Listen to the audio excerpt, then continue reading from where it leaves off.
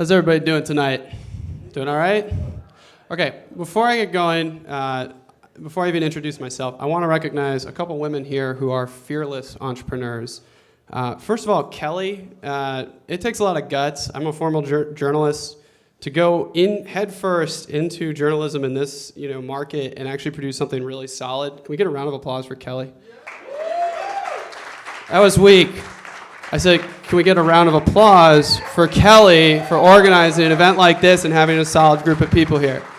One more, Christine Chen. You actually are my inspiration. So some of you in the room may know me as this guy who spams Facebook. I learned it from Christine. And the reason is that I learned that you have to hustle to build your brand and do something that is against the grain. Christine graduated top of her class, basically, with an MBA from UT, and just took what every MBA does and decided to be an independent filmmaker. So really, really gutsy individual. I look up to you every day. I can't thank you enough for giving me the guts to go do something half as impressive, I would say, if that. But really, thank you so much. Okay, so without further ado, I'm going to try and make sure I know how to use this clicker. My name is Dan Driscoll. I am here representing ReQwip. ReQwip is a marketplace for buying and selling new and used cycling, triathlon, and outdoor adventure gear. Basically, think of us as the kind of gear you would find at REI or a specialty bike shop, endurance or outdoor adventure sports. And for a lot of us, this is a picture that probably looks kind of familiar. Some of us recognize this image. That's probably our garage or our parents' garage. It could easily be condensed into our closet in some cases. Well, that brings up a person who I think is really important. Her name is Sally Jewell. Sally is the former CEO of REI and currently the U.S. Secretary of the Interior. And when she was nominated for her position at the White House, she made this offhand comment: most of us who are active in the outdoors have a garage full of gear. Wouldn't it be cool if we could get that gear into the hands of somebody that couldn't afford it, so then we could justify buying new stuff? Does that kind of sound like a familiar problem? How many of us actually are into outdoor sports or cycling, endurance sports? Yeah, so you all know the problem. You're gearheads. You always want the next thing, and yet you've already got 3 things just like it in your closet, and your spouse knows it. So we're trying to solve that problem. ReQwip is basically a seamless marketplace. It's equivalent to Grubhub or DemandFood. Yeah, so basically it is a seamless experience for uploading your inventory in your home so that other people who want it can buy it. We not only offer 60-second purchase and listing process, but we even offer delivery between buyer and seller. So how many of us have used Craigslist? Raise your hands. Okay. How many people have used eBay? And raise your hand if you think that neither one sucks. Okay, that's pretty compelling. Okay, so you get my point. What we add to it is vertical focus so that just like backcountry.com competes against Amazon, we have an ability to really compete with a focus that is authentic to our core athlete. So here's how it basically works. I take out my phone, really doing it right now. I open up the ReQwip app, boom. It's going to log me in automatically because I'm already logged into Facebook. All I have to do is point, just like this, and 60 seconds later, with photos taken inside the app, I'm going to be able to list an item, okay? So I'm going to actually reenact how this happens. This is an actual bike that was purchased yesterday on ReQwip. It was listed by a guy who coincidentally works full-time for REI. He was upgrading, he's a triathlete, he was upgrading to a better time trial bike. So he posted this for $475. This bike probably sells for about $1,200. He just posted it up there, and JC happens to have seen this bike. And so all he has to do is come visit me. He's hit reserve, so I'm going to be the seller in this case. All he has to do is check out the bike. He checks it out. What do you think? Do you like this? Pretty good? It's the size I promised? Yeah, it's a Felt S22. It's a really nice bike. Only 500 miles on it, which is nothing. Okay, so I say, JC, all I need is for you to either cancel the transaction and walk away, no questions asked, or if you want to get charged to your PayPal, just give me a 5-digit code. So what do you prefer? I think I'm going to take it, and I got my code right here. Okay, so all he does is he gives me the code, yes? It's 26153. 26153. I enter it into the app, and boom, I get paid through PayPal. You take the bike, he gets charged. We've done that with a pre-authorization, much like you did at a hotel. Okay, I didn't actually do that because I'm not going to charge the JC $475 again. Okay, so you get the point. Moving on. Hopefully my slides keep up. We are ReQwip. We consider ourselves the game-changing marketplace for buying and selling cycling, triathlon, outdoor adventure gear.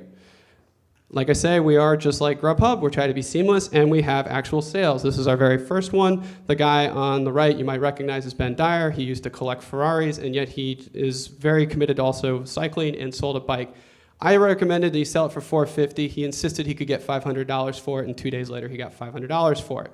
The market we're entering, REI alone is a $2 billion industry just last year, and that's less than 5% of the total market. Overall, outdoor recreation worldwide is $120 billion in gear sales. That does not include sort of the all-terrain vehicles or any of that stuff. That's just the stuff you'd see at REI. $40 billion in the US and $1 to $3 billion is US used gear sales. And we're all part of this $26 billion sharing economy that we've all been hearing about. I'm not going to go into detail unless you want me to. And how do we make money? Very simple, 7% transaction fee. It's very straightforward. People love it. Why? Because it's so seamless. So we already brought this up, but what about Craigslist? What about eBay? You're wondering that, and I'm saying, why does your garage look like this? Why are you full of stuff in your house that you've been meaning to sell for months, even though eBay and Craigslist are out there? Because they're a pain in the blank ass. We all know that. Okay, here's what we have. It's not really showing up very well versus what they have. What they have are scammer-friendly accounts, lots of goofballs and time-consuming negotiations. They have people who never really list items as they say, and it just drags on forever, and they have shipping headaches and so on. What we have is a seamless interface that even provides delivery, unlike them, and a straightforward pricing structure so everyone knows exactly what they're paying when they use it. But we're not the only ones who think this is kind of cool. You may recognize this guy. He's the last guy to win the Tour de France and not get in trouble, who's an American, Greg LeMond. He thought it was pretty awesome. All right, so our traction, 500 plus listings in about 2 months. And this is a friends and family beta with minimal marketing budget. 120 plus sellers of unique individuals posting stuff on the site. Roughly 250 users on the site combing through who've actually registered accounts. That doesn't include the 100 to 300 people who visit the site as unique individuals every day, and over $6,500 in sales already. Most importantly, we want to scale this business. That's why we're here. We're raising $250,000, about a third of the way there, a little better than that. And we're looking for your help to help us change the way that sports, especially expensive sports, become available. Because how many of us got into a great sport like skiing, cycling, triathlon, basically when we were too old to really be good at it, because that's when we could afford it. We're trying to fix that. Thanks for your time. We have an awesome team. I'll point out, they're over there. Albert is our CTO, Webby Award winner, made a beautiful interface. Caden's a former pro cyclist who also managed the Hot Air in Hell. And our board includes Jack Murray, owner of Jack and Adam Cycling, and Rick Orr from Tabbed Out and Real Savvy. We just completed the Seed Sumo Startup Accelerator. To Kyle, thank you for a great experience. Thanks very much. We are ReQwip, the game-changing marketplace for buying and selling cycling triathlon gear. Thanks. Awesome. Thank you, Dan. Judges, thoughts, comments? Great job. What's been raised to date, dollar-wise? $150,000. It's a mix of these show. We actually won some competitions, and since the football team hasn't had the best years, we actually got our tower lit up orange for winning those competitions. So that gave us about $13,000 in cash with no strings attached, and the rest has been convertible notes. And Cool. Okay. So I love that it's a non-cash transaction. Love that. What I don't love is I'm going to be paying 10% transaction fee, right? Well, 3% through PayPal. 7% includes the 3%. So Okay, 7% aggregate. Okay, so I sell a $1,000 bike. $70 comes out of whose pocket? The seller? Comes out of the seller. I'm paying, so I get net $930 on the Right. okay. So generally speaking, I'd say that's not a huge deal, except for these are probably a little higher market value items. So I guess I just market speaks for itself, but So if I'm dealing in the $2,000 range for a product, that transaction fee starts to be a little more significant. But right, so it's lower than eBay, which is where a lot of people list those higher value items by between 3 and 13% lower, because eBay runs between 10 and 20% depending on how you sell it. And additionally, the people who list on our site who have the higher value items, they also have a little bit higher income, so they care less about the fee and more about the seamlessness of the process, and they don't want to have to ship a bike. Totally agree. Get that. One other comment. Definitely concerned about both. Well, part of me absolutely loves it because I'm definitely a gearhead myself. I love extreme sports, love outdoors. So I totally get the vibe. I think it bodes well, and I'd be a potential customer in something like this. What scares me from an investor standpoint a little bit is certainly the scale. Anytime you're dealing with a marketplace, you've got to fill the funnel on both ends for it to be an effective solution. So, first of all, I love that there's already some pretty heavy focus on gear, but I guess from an investor perspective, really hard for me to get to the finish line unless this is, we do purely cycles, we do purely helmets, we do purely rock climbing gear. So I guess focus is definitely my biggest concern at this point, because it's inevitably that's the only way to build a critical mass of consumers and sellers at the same time, is to, you've already focused on Austin, which I think is awesome, a single geographic market. From there, again, speaking from the investor front, it would be hard for me to get excited unless I saw traction, as you're currently doing, larger scale traction, or we specifically focus just on tri-gear specific to water, or something extremely specific to show a higher conversion, much lower acquisition cost, customer acquisition cost if you're that specified. Anyway, that would, my question, I guess, is as far as focus goes, what are your thoughts on where that's trending? Are you guys comfortable to date with the outdoor gear as your pure focus, or? I think it's a great point.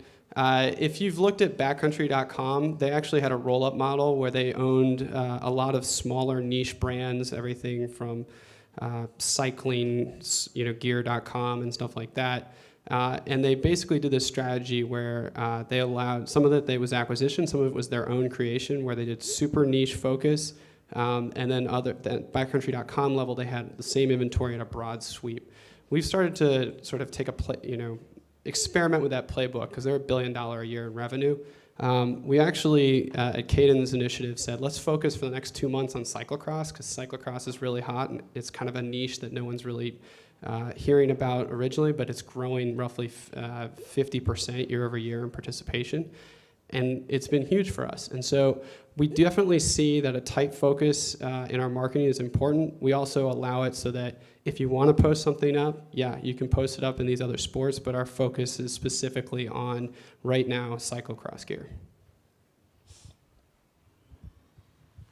This is a little tough one, but I like the focus on the outdoor, on the special type of equipment which a certain segment of the population wants. I don't think you have to go down to even granular details into cycles and helmets. I think having a category is a good start. I like the fact that you're focusing on experience of buying and selling.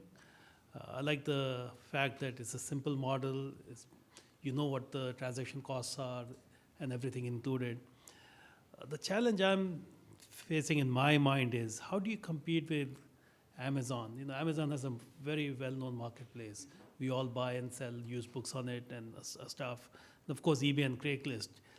Getting that kind of market share or the mind share to compete with them could be a little challenge.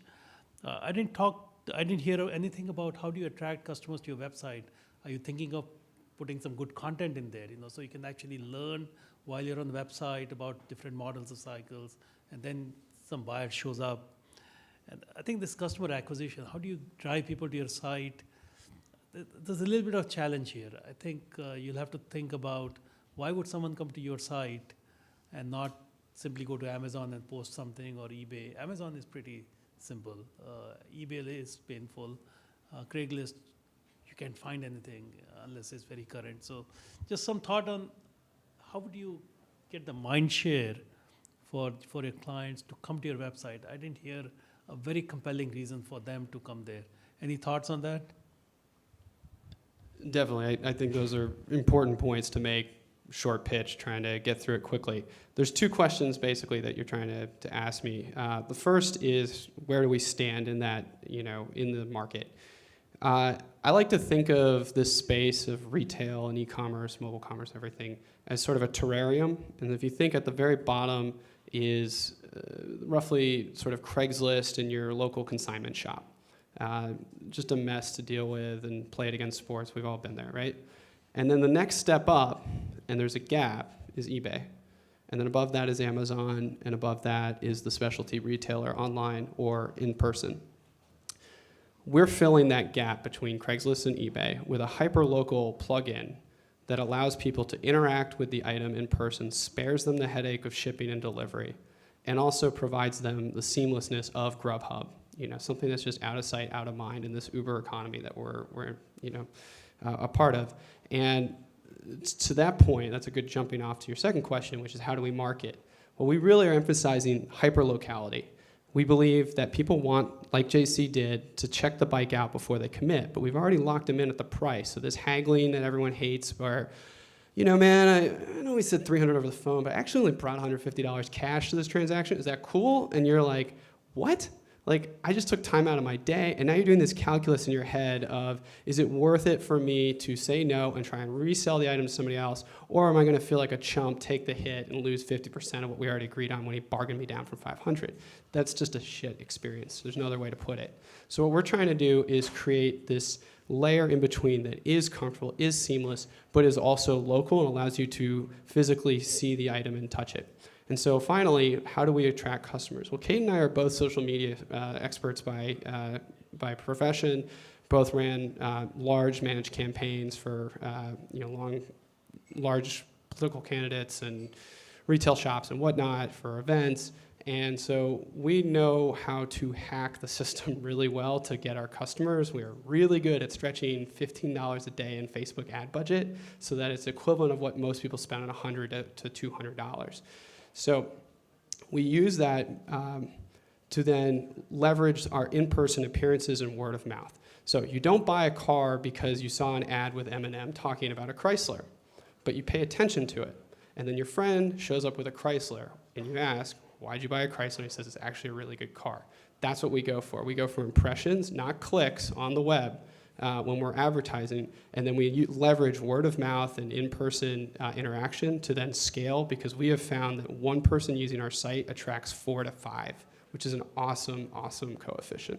So it costs me roughly $2 to $5 a click for a good user on the site, very targeted. Within that, if they're worth a total of 5 users for that one click, I'm good.